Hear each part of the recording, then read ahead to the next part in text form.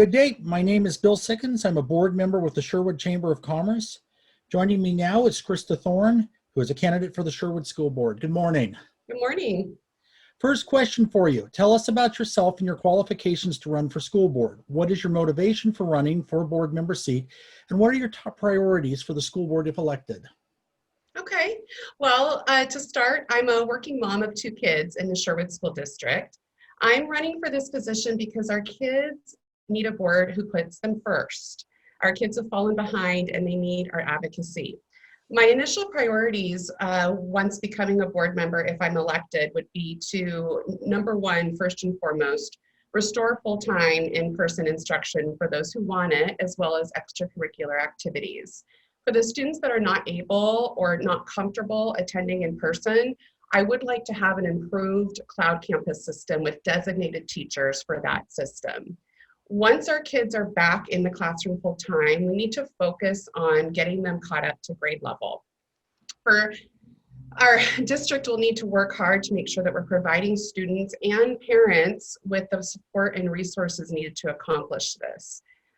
I also want to focus on keeping politics out of our schools and out of our school board. This will include academics that are free of politically driven ideologies and that are not educational.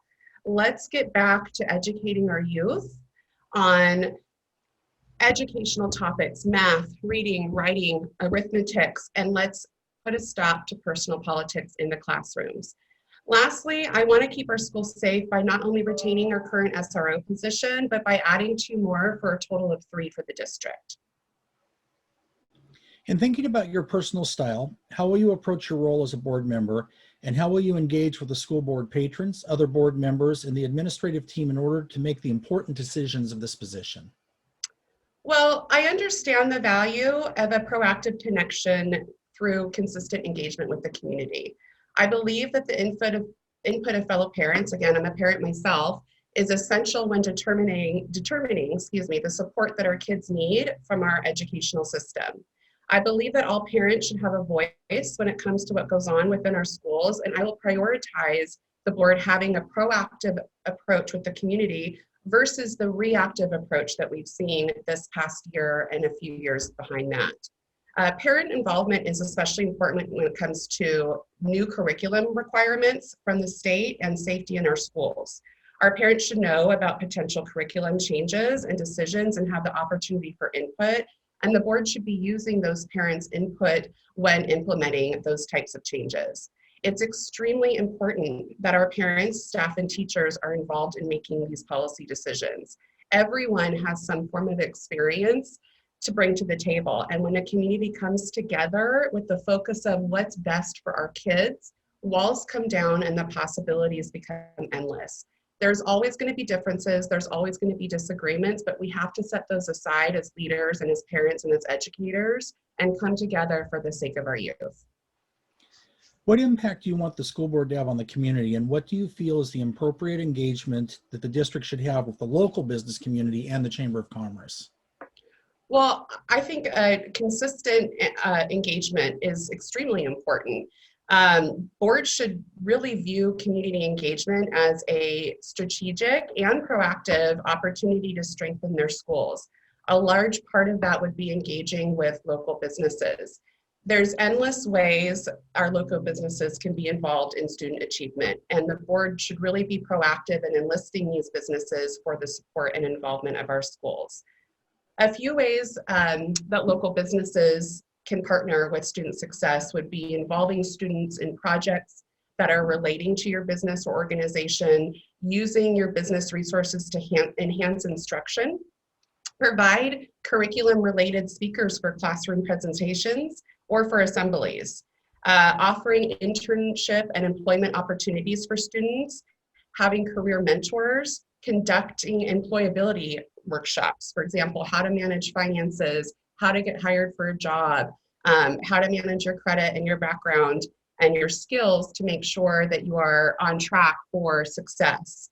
You could also have, finance type classes where you're providing information to the students on how to manage money if starting a business of their own is something that they want to do.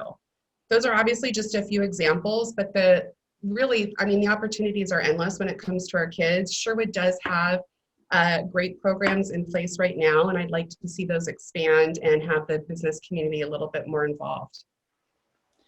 Given the school district's prior engagement and the city's consideration of expansion into Sherwood West and the area around the new high school, what would you like to see happen in that area? Example, residential neighborhoods, retail, offices, industrial buildings, and when is the appropriate time to begin planning for that future area? Well, this is a hot topic.